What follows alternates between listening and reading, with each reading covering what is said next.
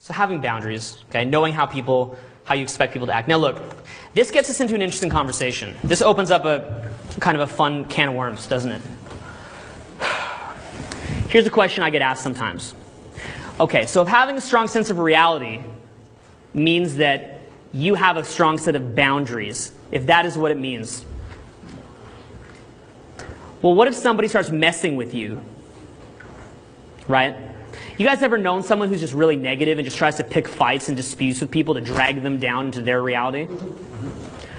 So how do you handle that? If you have personal boundaries, have you guys ever heard, kind of like, not even heard of, but recognize the idea that when you're willing to fight, you're less likely to get in a fight? Okay, does anyone here take martial arts? Okay, do you guys find, from being in martial arts, do you feel like you guys get in less confrontations because of the vibe that you put out? Yeah. Who here knows how to like verbally spar with other guys and sort of like tool other guys? Anyone know how to do that? Do you guys feel that by knowing how to do that, you actually don't even really need to use it that often because guys can just sense that off of you? Okay? So it's the same kind of thing. So a lot of the time when you establish a personal boundary, right? Like when you say, look, these are the boundaries. In a lot of ways, it can avoid confrontation because people get that vibe off of you that you are not someone who's going to be walked all over. And typically, you know what's funny? People who are very sadly stuck in that kind of predatory jackal mode are typically, tend to be the types that want the easy targets, aren't they? Right? Like the same people that are out to tool people and just cause, we call it muckrakers or shit disturbers. They tend to want to go for the easy targets. That's just a tendency. Not always. Some people want to prove themselves, but that tends to be the way. So, what's that? I don't know what they're getting into. Sure. Yeah. So the thing is like, where does the line between establishing personal boundaries start versus just getting sucked into other people's nonsense? That's the question that you'd have to ask yourselves, right? Where on one level are you saying no? Like for example, say that a girl flakes on you, right? Say a girl flakes you out. Do you call her up and say, hey, that is not acceptable? Or do you just kind of say, oh yeah, whatever, like as if you didn't even care? And this is kind of a dilemma that's been around in the community for a long time, and there's no one perfect answer. Like, when the girl says she's going to flake, do you draw the boundary on her and say, no, that's not acceptable. If you're going to do that, we're not talking anymore. And do you draw the boundary? Or do you play it kind of like, oh yeah, that's all good, I'm busy with my friends, whatever, no big deal, right? For example, when I met my girlfriend, she flaked me, I think, 3 times before she came out. Each and every one of those times, I really was busy. So I was like, oh yeah, that's cool. Yeah, don't worry about it. She says that she thought I was fronting, right? But I really wasn't. Like, I really was busy those times. But then eventually she came out. If I had said to her, what? You get down here right now. You made plans. I can guarantee you she would have hung up, and it wouldn't have gone anywhere. On the other hand, sometimes by being too tolerant. Have you guys ever had a girl who you were too tolerant with flaking to, and she just kept doing it over and over and over? Right? So where's the boundary? Well, the best way I could say it is a case-by-case basis, isn't it? It's a case-by-case basis. Likewise, look, when you're out at a nightclub and people start trying to pick fights with you, right? Because sometimes guys will do that, they'll get up in your face. When do you kind of put your foot down and say, yo, no, right? Versus when you kind of just like not get sucked into it. Me, generally speaking, I don't like to fuel and feed into negativity because my outlook is this. If I'm in a positive state, I don't want other people dragging me down. That's how I think about it, right? Like, look, some people are just in a negative state and they live in a negative reality and they can't help themselves. They keep trying to suck people in. I remember there's an example I might use tomorrow where I was at a Denny's. You guys know how Denny's is 24 hours? Right? Like, we'd never go there if it wasn't 24 hours, so it's obviously 24 hours, right? That's the unique selling point, all right? It's not like the fries. So, unless you like those. But the point is that, customer value proposition of Denny's is it's 24 hours. So I walk into a Denny's, and the manager comes up and he says, we're closed. Okay? And I said, you're not closed. Very politely, he goes, no, we're closed. I'm like, no, you're not. I just walked over here. You're not closed. He's like, this is closed. And I could feel the negativity seeping off of him, right? And I just want to hit him in the face. You know what I'm saying? You ever see someone that they just like their face just has like that punch me sign on it, right? And that's what I'm feeling in my body. Like, why? Why do I feel this compulsion to do this? And then I realized, I'm like, no. This guy is negative. All right? I mean, I hate to throw value judgments like that, but this guy's acting, he's clearly stuck in a negative mode. And I'm being drawn into it. So I go, look, obviously there's another solution. So I walk up to the waitress, I say, is it closed? She says, no, that section is closed. So isn't that funny, right? Like, that guy, he unconsciously, and this was not like a dummy. He was like well-spoken enough. He knows unconsciously that he's creating negativity. Like, it's like Eckhart Tolle called it, like the pain body. He's looking for fuel for the pain body. He's looking for more fuel for that negativity. What's that? Misery loves company. Misery loves company, right? He wants to be in a bad mood. He wants to suck me in. So I could have said, what? Fuck you. This shit is open. Fuck you, right? I could have said that and drawn a boundary. But is that really a smart way to go with this? No. Of course not, right? So I just played it cool. So I didn't draw a boundary. So you know what boundary that is? You know what I would call that? Rather than being an external boundary, I would call that a self-boundary. Knowing your own personal boundaries of what you accept from yourself. For example, you guys ever heard the expression, I will not accept second-rate behavior? That goes for you and for me. You guys ever heard that expression? It's a great one. You don't accept second-rate behavior, neither from other people or yourself. Sometimes the boundary is within yourself and you don't draw the boundary, all right? Sometimes you do. But regardless, having looked at this conversation, we've considered what boundaries are. We now know the first three pillars of a strong reality. What's number one? Who you are. What's number two? What's number three? Very good. All right. Lastly, how people should act around you. Should it be fun? Should it be value offering? That's the last pillar. So again, identity, what you value, what your personal boundaries are, and how you expect people to act around you. So here's a great one. Look. Say that you walk up to a girl and she starts acting obnoxious. What most guys will do is they're like, oh, she's acting obnoxious. Is this my fault? They don't know what it is. What I'll often do is either I'll imitate it back, like I'll just pipe back at her what she said, right? If she's just acting silly, I'll just pipe it back at her in like some funny way, right? If she's like, oh, you're being a jerk, I'm like, oh, you're being a jerk. You're being a jerk. Okay? Just pipe it back at her. Or, even more importantly, the thing is like, you have to know how you expect people to act. You know a great expression? It's like, yo, just be cool. Right? Hey, just be cool. It's okay, you know? If a girl's not acting the way that you want, you could call her out. Oh, just be cool, right? Look, generally speaking, you want to have an expectation for how you expect people to act around you. All right? It's your reality. How do you expect people to act around you? Do you expect them to be having fun? Do you expect them to be value-offering human beings? So for example, look, whatever price tag you put on yourself is your price. If you take a girl out and you do not expect her to offer mutual value in return, she's not going to, most of the time, right? So look, do you tolerate, do you want to date girls who don't know what they want? Here's an example, right? Most girls don't know what they want. Mm-hmm. But you have to impose that reality on them so that they can realize it. And that's the thing. He says most girls don't know what they want, but you must bring that reality to them. So essentially, look, when you're with a girl, if she doesn't know what she wants, it's like, what is this? Are we in 10th grade here? Like, is your mom going to come downstairs with cookies and milk? What's going on here, right? Do you know what you want or not? And that doesn't even need to be verbalized. It's not like, hey, do you know what you want or not? Like, I mean, you might say that if you felt like it, but the point is that it's not even about verbalizing it. It's about, look, I date girls that know what they want, all right? If a girl goes for me, I'm not thinking bad of her. I'm like, look, I appreciate that. She's decisive. She knows what she wants. Isn't that funny, right? A lot of guys are like, they're so judgmental of girls. The girls go, fine, if you're going to judge me, I'm going to make you take me out for 6 months before we hook up, right? On the other hand, if you have a frame of, look, I like a girl that knows what she wants. She's decisive. She makes her choices. If she knows what she wants, she goes for it, okay? I'm a big boy. I know girls have had sex before, right? I get it, okay? So look, I don't have a Madonna whore complex, right? So the thing is that knowing what you expect from people. You expect people to be fun. And how do you impose this kind of a reality? Well, look, say that you're talking to a girl and she's being fun, and then suddenly she stops being fun. Are you just going to keep providing the entertainment? Or is it kind of like, whatever, right? And then if she wants back into the circle of happiness, okay, we call it the circle of happiness, then she has to bring back that value. Likewise, when people are talking to you, here's an interesting one. If you want to draw people to actually do their best, to be the best they can be around you, set the standard. If what they say, think of it this way. Hello, hello. All right, look. Say that is the interesting level, okay? We will call this the scale of interesting. Or we could call it the scale of cool.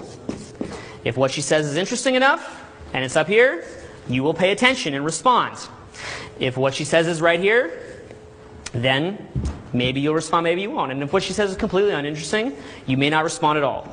That is called, I expect people to be fun and interesting around me. All right? And the thing is, when you have that set standard, people will be a lot more likely to bring their best selves to you. All right? To be the best person that they can be to you. Do you want to know what one of my personal standards is? Authenticity. That's one of mine.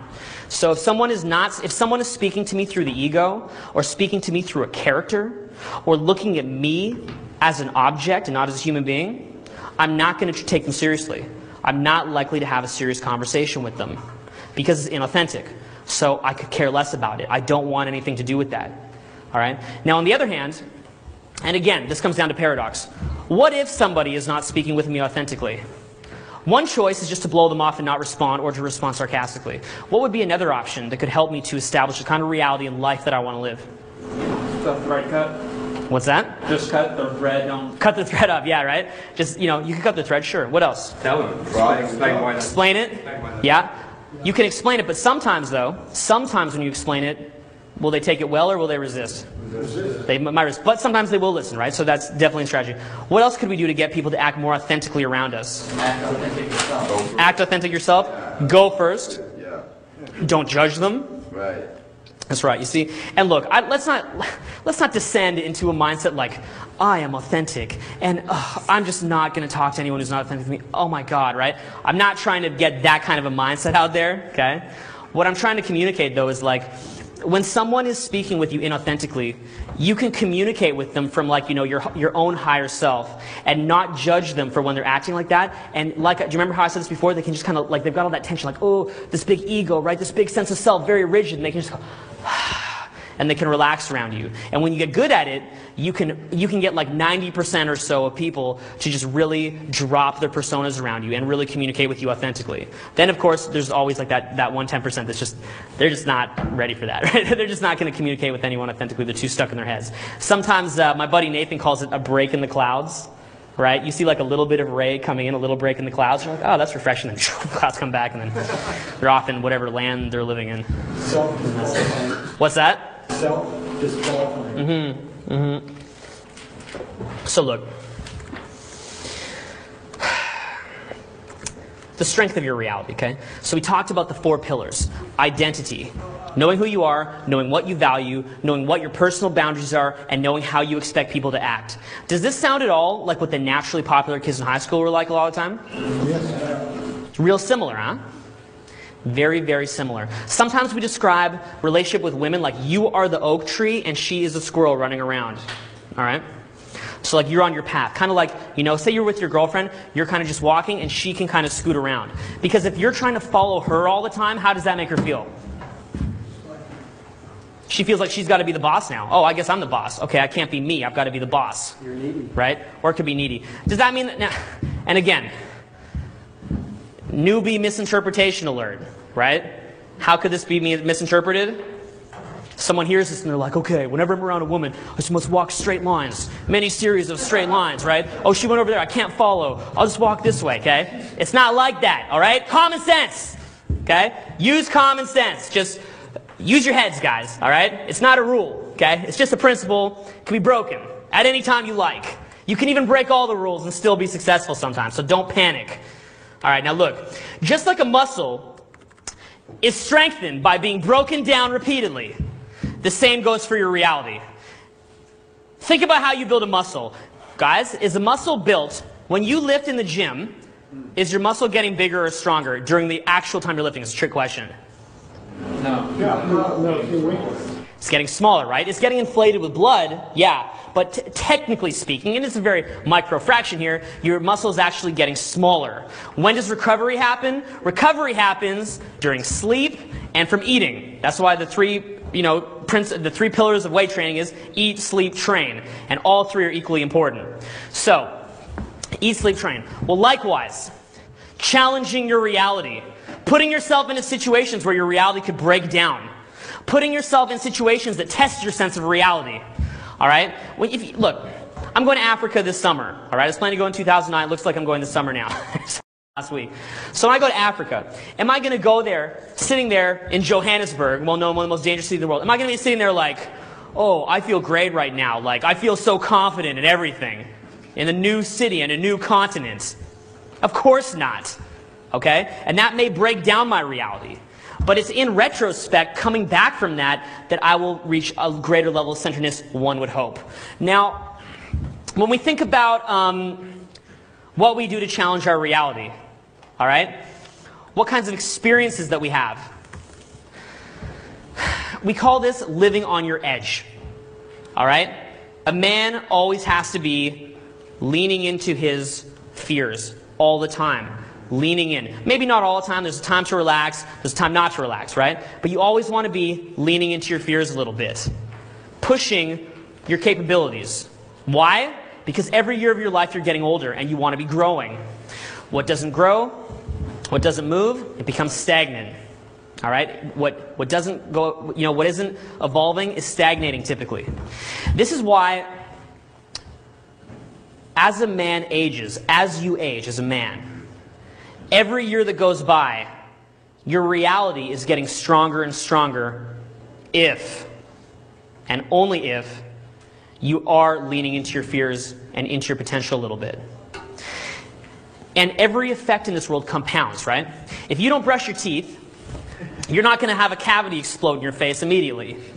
But over the years, the holes will come, tooth decay. And likewise, if you lift weights, you're not going to get bigger immediately. But over the years, you grow. Now, the same thing goes with your sense of reality, all right? And your own core ability to stay centered amidst chaos. So look, let's say that you think of most guys who you know in their 50s. Because this is a younger audience. We have some 50-year-olds in here and older, but look, most of us in here are, 30s, 40s, 20s. Think of most guys that you know in their 50s and 60s. Would you like to be like what you see in most guys in their 50s and 60s? Does anyone here like the way that is? Because I could see that, blissful indifference, right? Okay, could be cool, but it's definitely not what I want. How does this happen? Do you believe that a man of 60 should be more glorious than he is at 30? Or more broken down? More. How about even at 70 or 80? More. The same, right? More. Okay, more. Absolutely. And see, so why is it then that so many people, as they get older, are so fucking senile and broken and just not in touch with what's going on? Because they're incongruent with themselves. Yeah, like when you live like a chode, right? Exactly. Yeah, when you live as a chode, your chodeliness increases. Okay? Okay?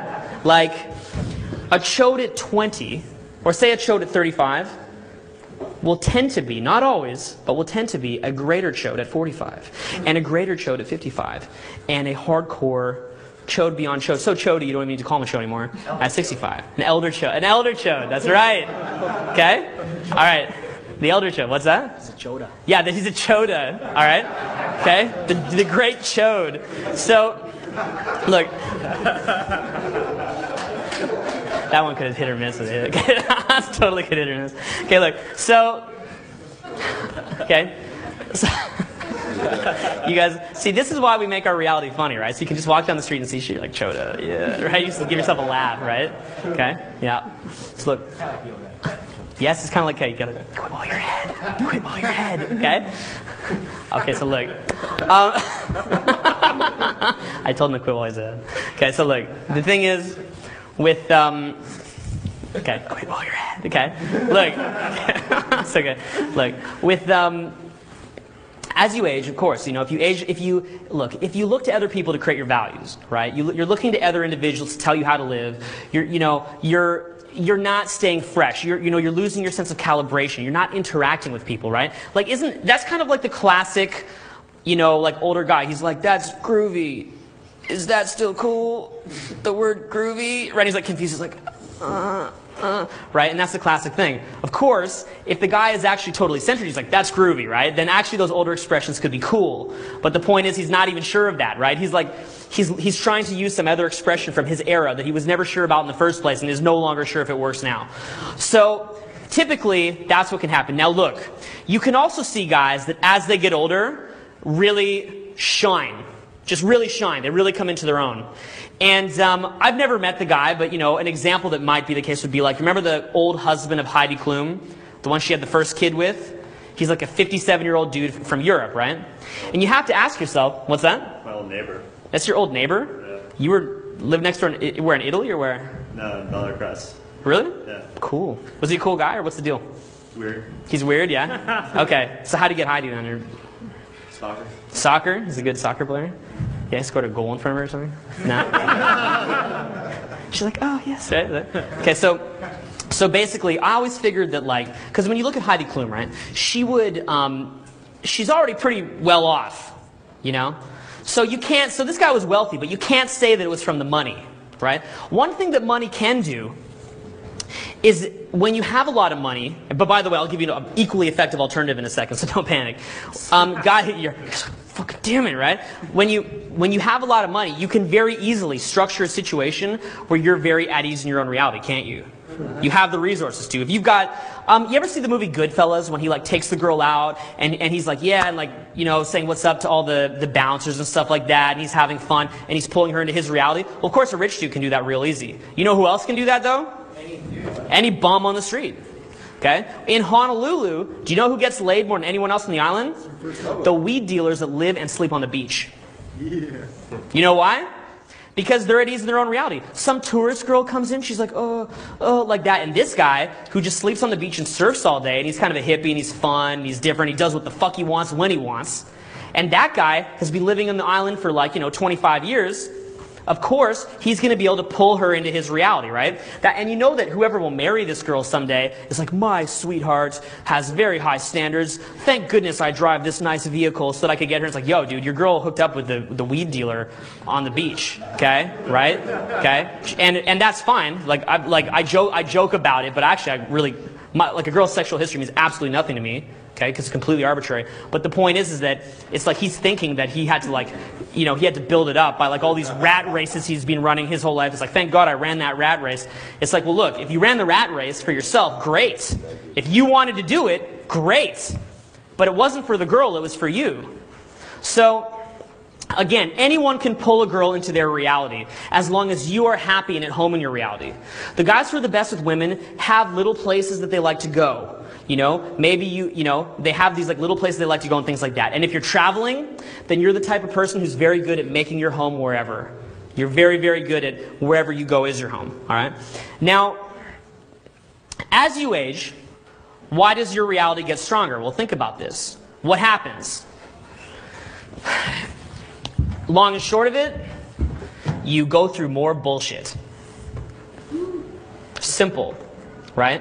The long and short of it is, the older you are, the more bullshit you have seen.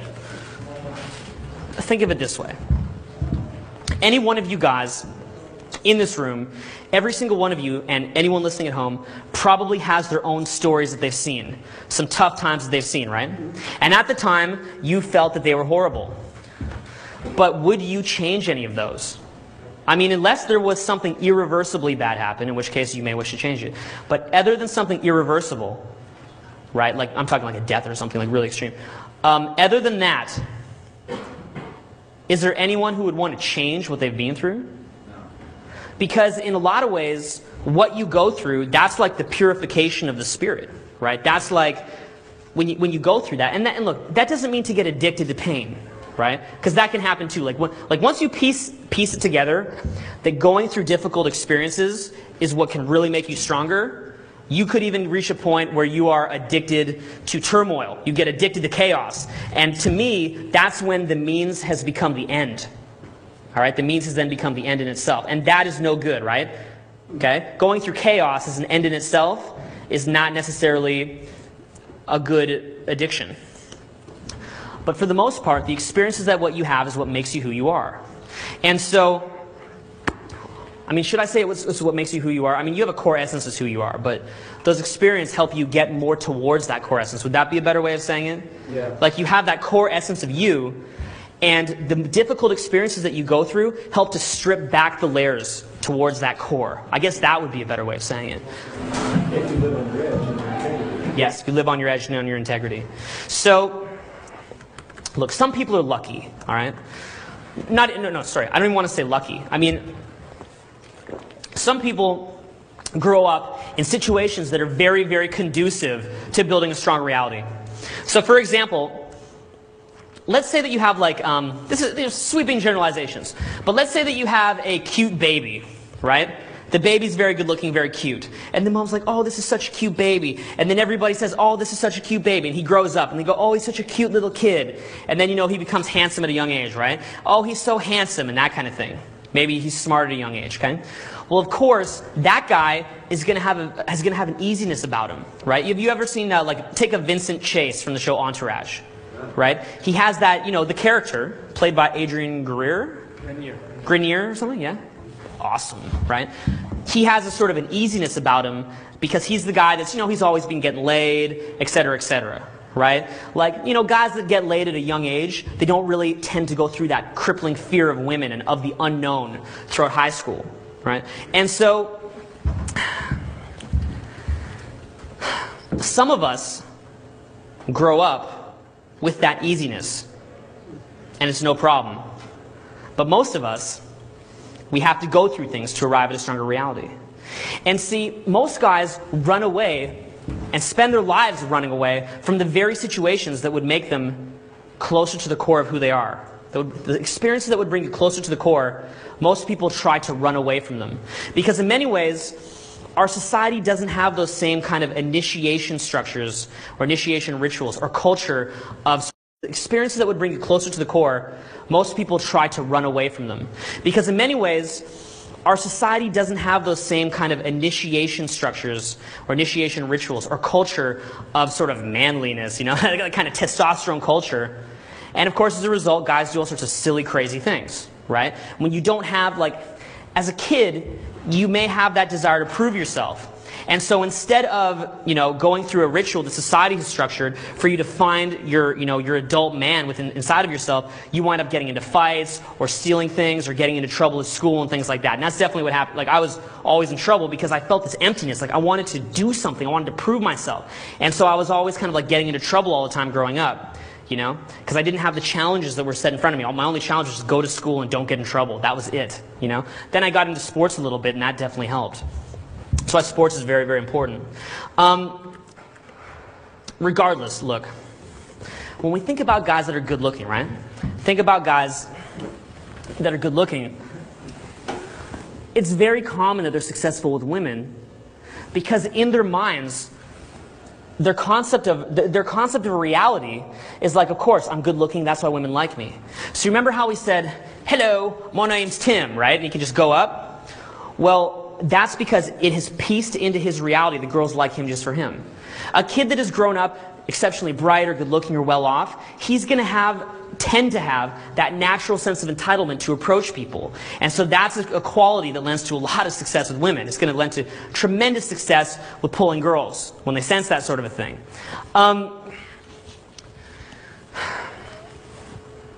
So what if you don't have it, right? What if you didn't get that? Well, then what? Then what? You're done? Of course not. You go and you get it. You go and you get that for yourself. And that comes through experiences. That comes through strengthening your reality. All right? So you go out, and what do? What's our process? What is our process in the Success with Women community? 2 words. Oh yeah, progressive desensitization and go out. Okay? Get out of your house. Go out. So we go out. And isn't it funny that most guys, when asked, did you have a good night tonight? If they had a lot of validation from women, they say that they had a good night. But I don't think like that. And I never did think like that. I never put a value judgment on my night. Any night out where you have accumulated more reference experiences is a good night. True or not true? True. Of course. So the thing is that you don't need to put a value judgment on it. I think there comes a point when you've had so many bad nights in a row that you can start to really feel down. And I think that that may not be the most healthy thing. But you know what? You have to experience adversity. This is why when you go out, you try the challenging approaches. You try the tough ones. You try the ones that intimidate you.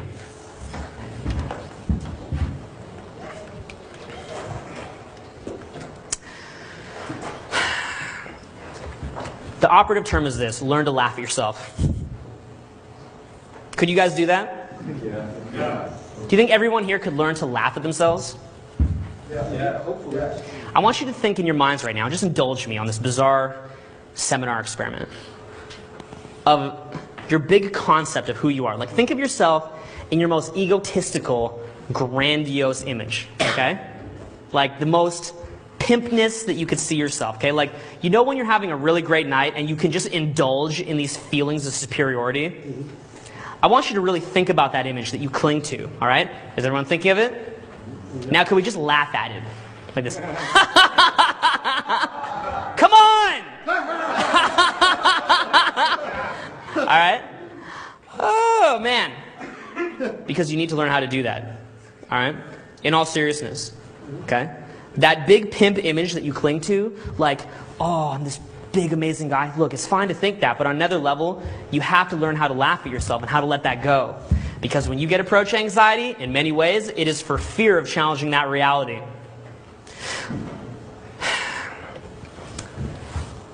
Let go of trying to control what people think of you.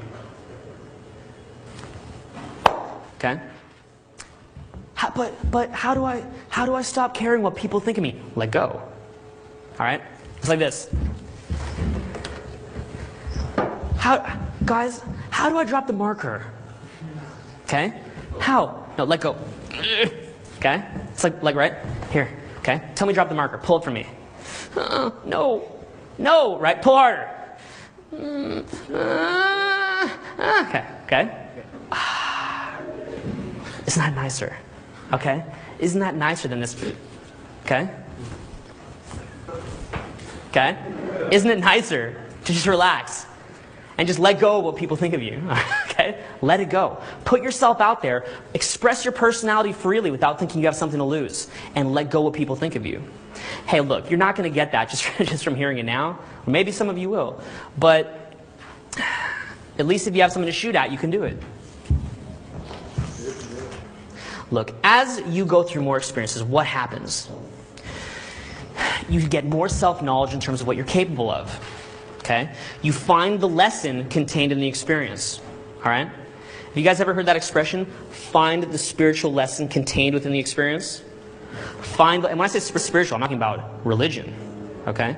I'm talking about that core sense of who you are. Find that core lesson that's contained inside the experience. Anytime that something difficult happens to you, ask yourself, where is the lesson contained in this experience? And look, the more that your reality gets broken down, the more that your reality becomes stronger as time goes on. How does that work? Well, say that you get shot down. You're shot down. It's tough, huh? Is it tough? Yes. Getting shot down.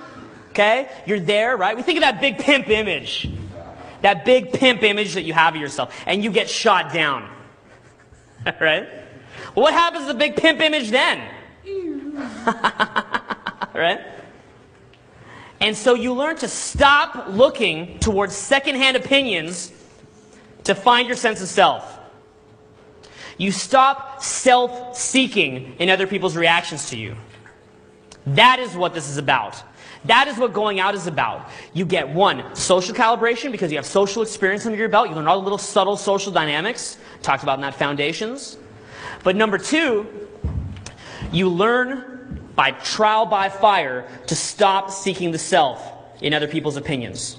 My friend Kieran says, if there's any integrity in there, if there's even a little drop of integrity inside you, then when you go through that fire, the more fire that you blast onto it, the more it melts off all the shit and all the goober and gets at that core piece of integrity that's inside of you. And then from there, that seed can then grow.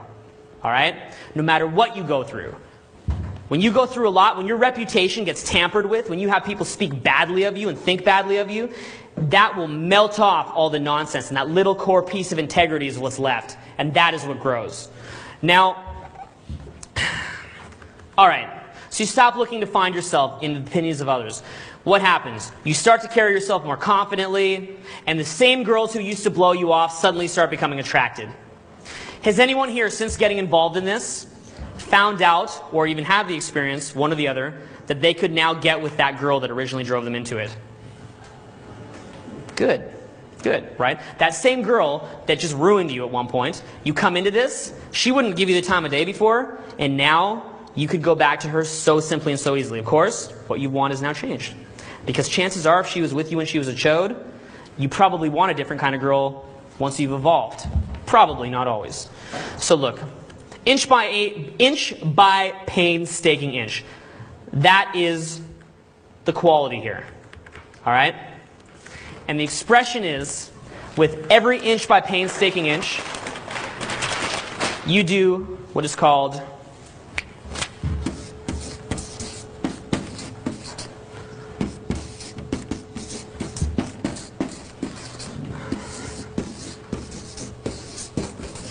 this. That is what I want for you guys. And we're going to be covering a lot of this tomorrow. This is what we're going to be going into tomorrow in a great deal when we start off, all right? Coming into your power, okay? Wouldn't that be like a good, like cheesy self-help novel title? Yeah. Right? Coming into your power, right? And I could be on the front like, okay? With Tyler. Coming into your power with Tyler. Okay, right? If only, okay? One can dream. So look,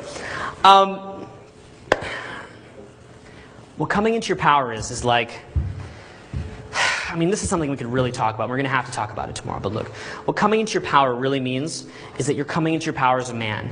You have made the distinctions about the world that you need to make to feel at home in your world. I want you guys to think about that. The more distinctions that you have about the world, the more at home you feel in the world. But there's two layers to this. Is it getting complicated? I hope it's not too complicated. There's two layers to it. Because in coming into your power, you have internal distinctions,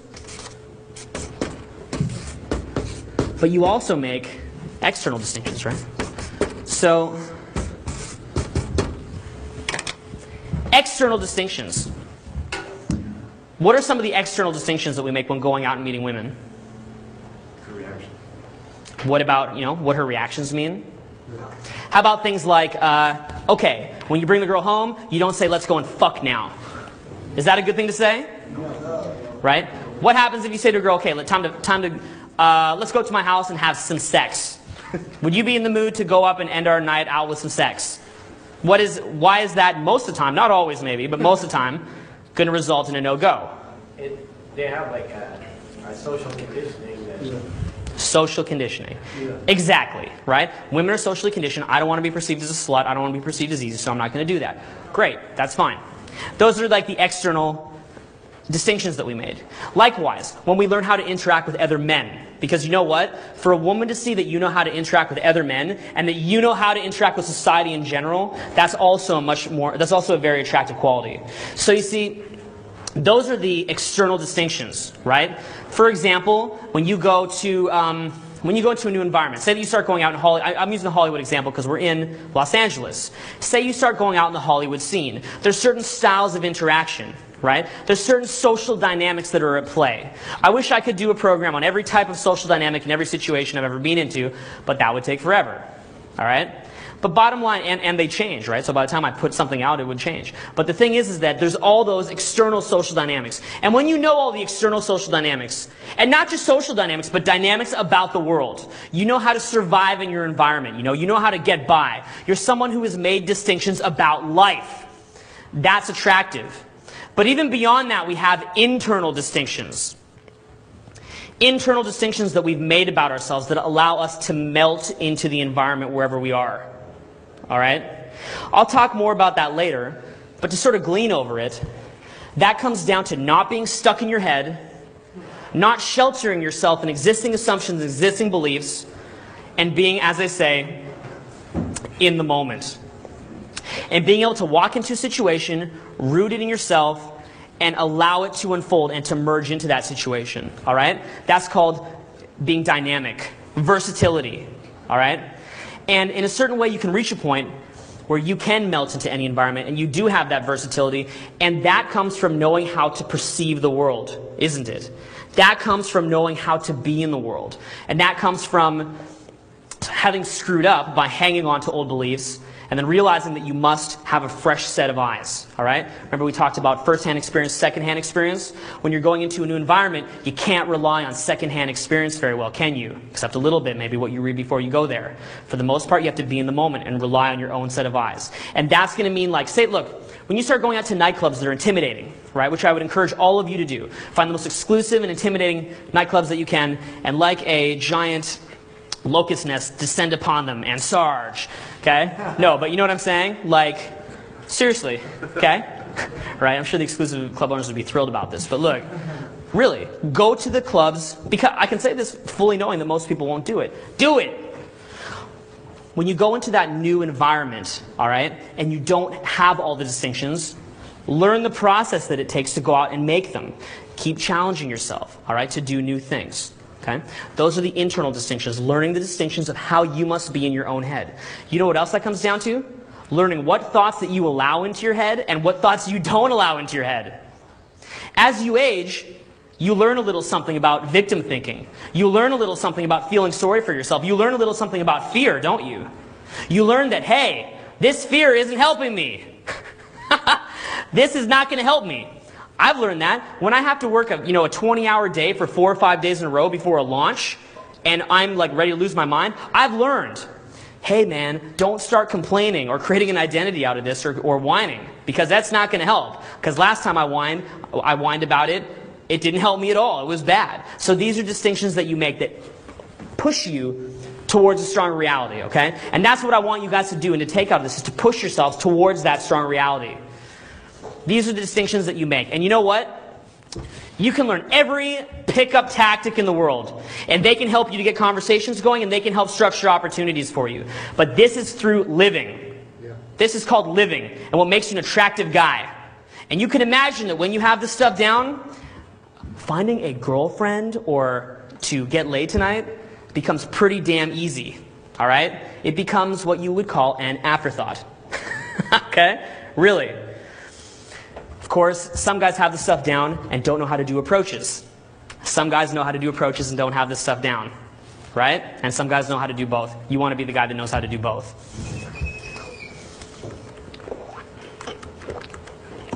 I guess the way I would cap it off is this, before moving to the next topic. In a pack of like wolves, for example, you have the alpha male. And sometimes the alpha male is the most virile, strong wolf in the pack. But sometimes the alpha male is just the oldest and most experienced wolf who knows how to exert the least amount of effort and still run circles around the younger ones that are stronger. And you see, that's the thing, right? As you age, you may not have the same mental capacities that a younger person has in terms of the gray matter that's up in your head, in terms of the sharpness. But when you've been living in the right way for years and years and years, you have just a total level of control. My buddy Alex was telling me, okay, that he was out. And he was with this girl that he would rate as like being basically a perfect 10. And he saw her out at the Mondrian Hotel. So he sees her and he runs over and he jumps on the bed, right? Because he'd met her earlier, okay? He'd met her earlier on, like on a different night. So he comes over and she's kind of into him. And he had asked her an opinion opener, okay? Now this girl, even though she was only 19, has a 50 55-year-old boyfriend. Okay? So this guy comes over and says, well, why is this girl's a perfect 10? She's dating an older man. Why? Well, he comes over and she's like, I don't know. Let me ask my boyfriend. And she asks him, hey, John, what do you think of this? And he's like, son, why are you asking girls this nonsense? Pipe down. Right? And he's like, oh, yes, sir. Okay? Right? Okay? This wasn't Alex from RSC, by the way. This is another friend of mine named Alex. And it was, well, I'm specifying that in case someone asked him about it. I'm like, that wasn't true. But anyway, look. Basically, what happened was, even though my buddy Alex had a stronger pickup skill set than, say, this 55-year-old dude, the 55-year-old dude is more centered in his reality. So he goes, hey, why are you asking girls that? What's going on, right? And then he's just kind of like a little puppy, tucks his tail between his legs and just moves on, all right? And that's what aging doesn't. That's what this means. Because that man had come into his power. All right? That's the direction that I want you guys. I want you always moving, not towards choda-ness, okay? I want you moving towards coming into your power. So every day that you live, look, you can take a break, okay? Cool to take breaks. Not every day of your life has to be an intense push, all right? But generally speaking, ask yourself, am I moving like, look, if it's a very subtle thing, okay? If we're talking real subtle, and there's two paths, okay? Chode and what's a one-word thing that we could use for a big pimp? Dechoded. Dechoded? Why don't we call it a lord? As per Tim. Okay? Lordship. All right? Chodness versus lordship. And you're here. Where are you moving towards? On a day-to-day basis, are you moving towards there? Where is your compass pointed? All right? Every day, you have to know that, and you have to ask that to yourself. So why don't we wrap this up and talk a little bit about masculine polarity, and then we'll call it a day. So here's what I'll leave you with, and then we'll get into this tomorrow. Masculine polarity and feminine polarity. And we're going to describe it briefly and get more into it tomorrow. Typically, a very attractive woman... So here's what I'll leave you with, and then we'll get into this tomorrow. Masculine polarity and feminine polarity. And we're going to describe it briefly and get more into it tomorrow. Typically, a very attractive woman is going to respond more to a guy who has that really strong reality, a stronger reality than her. With women, the very attractive woman, she will... Okay, here's what's funny. Here's what you're going to realize in life. Most women really don't have a very strong reality at all, even the really attractive ones. But compared to a chode on the street, her reality is devastating. Devastatingly strong. That's really what it's going to come down to, all right? That's what you're going to realize in this. You see, when you come into this, you think, wow, like you will feel the weight of her beliefs coming down on you when you're talking to a really attractive woman. But eventually you're going to realize it was all in my head, okay? But point being, right now you may be in a mindset where speaking to an attractive woman feels like you're being pulled into her reality. And a woman is not going to respond to that. So look, what then does it mean to have masculine polarity? All right? Well, masculine polarity is this. Okay, first I will give you my esoteric definition. You guys in the mood for esoteric definition? Yeah. All right, okay. The esoteric definition is this. Masculine polarity is your grounding amidst the emotional chaos. It is the magnet that draws women towards you in the form of your deepest self-esteem. Okay, so what the heck does that mean? All right? It is a total trust in your faculties and your ability to determine reality. And here are the examples that I give to you. Here are the examples that I pass by to you to percolate in your minds till tomorrow. 1, acting only through your own intentions. 2, being entirely uncontrollable and above manipulation. 3, dictating the reality around you rather than being affected by it. Next, being in the moment and walking through the world with ease.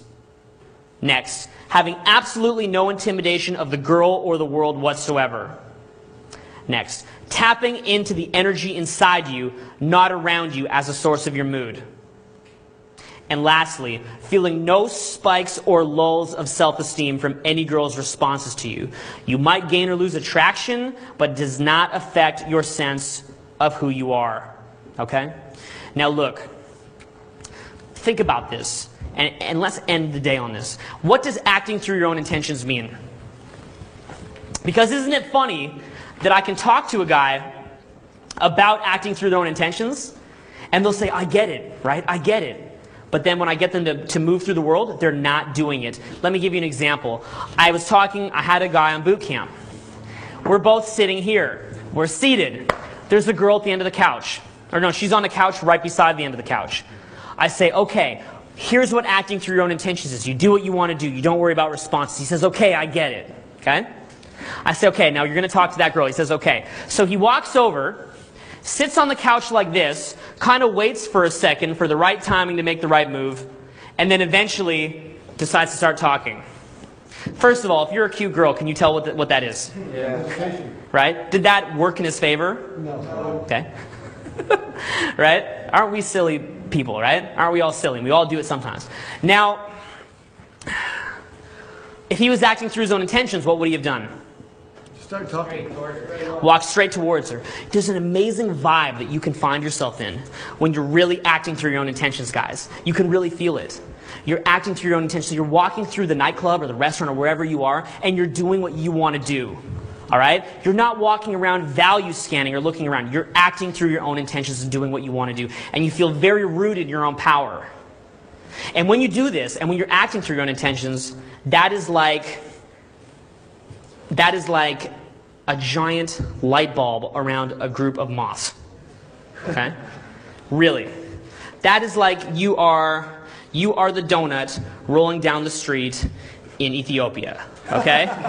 You know what I'm saying? You are the Lord. Okay? When you're acting through your own intentions. Okay? Buddy Alex, this time from RC, he says, I do what I want, when I want, mate. All right? He's from Australia. So I had the mate. Thing is, you do what you want when you want. So you see that girl, and there's something very masculine about the I see, I take type attitude.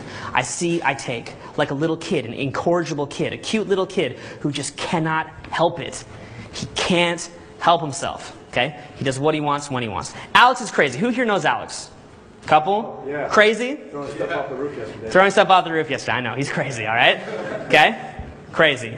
Okay? This is the guy who, his biggest challenge, okay? His biggest sticking point in his game right now is that he does what he wants so much that he'll go over the top. Like he's got this girl back in his hotel, and he just is amusing himself constantly. And he's like, come here, you minger. And then he's like, you are fat. She's like, I'm not fat. He's like, you will be when my dick is in you. Okay? Right? Okay? That is Alex's sticking point. Okay? All right? Guys are like, yeah, right? Yeah, when my dick is in you. Okay? So look, the thing is, that's called acting through your own attention and being self-amusing. All right? And being in the moment, walking through the world with ease, dictating the energy around you rather than being affected by it. Okay? You guys at the back, you're like, oh man, that Alex is so crazy. Look, you dictate it. You bring the energy, okay? So look, when you see a group of guys, like you ever see the show Entourage? That is a great show for guys to watch because you see these shots of like Vince Chase and all his buddies kind of walking around and they're having their own fun and you see everyone going, like that, right? Now, of course, he's a celebrity, kind of cheating, but you could imagine in a lot of ways that they had that exact same vibe back in Queens where they came from, at least the characters, okay? That is the vibe of a cool group of guys. They're creating the energy within their own group and dictating it around them. They're bringing the party. They're creating their own fun. That is what I want you guys to be doing. Look, when you guys go out tonight, today's Friday, many of you are going to go out. Don't go out going, okay, we've got to practice all this blueprint stuff like, okay, so phase 1, we got to act through our own intentions. Okay, look, I've got it on the notes. Okay, the notes say that's step 1. All right, there's an operative term for this. Whenever you think of any complicated explanation, there's 2 little words that you can use to simplify it. You know what they are? Have fun. Very simple. Have fun. Okay, have fun, guys. When you're out with your friends, have fun within your own groups. Get rowdy. Have fun. Have your own conversation. If you don't want to be rowdy, have your own interesting conversation going. If you don't even want to have a conversation, then feel good in the silence. But whatever it is, have fun. That is what masculine polarity is, all right? That is like you're tapping into the energy inside you, not trying to suck off the energy around you as a source for your mood. You feel no spikes or lulls in your self-esteem based on the woman's responses to you. Okay? So look, let's wrap up. Let's wrap up day 2. Because, like I said, in day 1, we went about 25% beneath the surface. And today we went maybe another 20-25% deeper. And tomorrow we're about to go a lot deeper, okay? Because we're not even half done yet. And look, what we got out of it, like yesterday, we kind of painted almost like the pain of it all, right? Like yesterday was sort of like a painful portrait, the social conditioning, the kind of haunting aspect of RAS and rationalization and things like that, right? Things that can happen with love. So we talked about that yesterday. And today, we talked about moving out of that, right? Moving out of that. We talked about how situational confidence can be evolved past and leading towards core confidence. We talked about strong reality and about no longer walking through the world with your eyes closed, unconscious, looking to other people and looking to secondhand experience in order to find your sense of reality. And today, what we talked about is opening your eyes and looking at the world through first-hand experience. We talked about masculine polarity. We talked about finding your reality and coming into your power. And so what I want from you guys tonight, in the same way we said yesterday, we said, look at the ways that you act, when you have all of that backup, right? When you have the role plays or the power and stuff like that. Today, when you go out tonight, what I would love for you is to look at the world through your own eyes and through a fresh set of eyes. And when you look around, don't look at what other people are doing to decide on what you're going to do. And don't think about what other people are thinking beyond being considerate when you decide how you want to act. All right? Because I want you guys to be free. I want you guys to spread your wings. I guess that is what today is all about. It's about spreading your wings. I could really say that. Okay? Bringing that out of yourself. Like I said, you have to dig deep in and pull that out of yourself to see those seeds kind of blossom. So I want to thank you guys for coming out. And tomorrow, we're getting more advanced. We're moving forward. And this is going to go deeper and deeper until it gets out of control. So thank you for attending day 2. We're going to wrap it up. Thank you so much, guys. Thank you.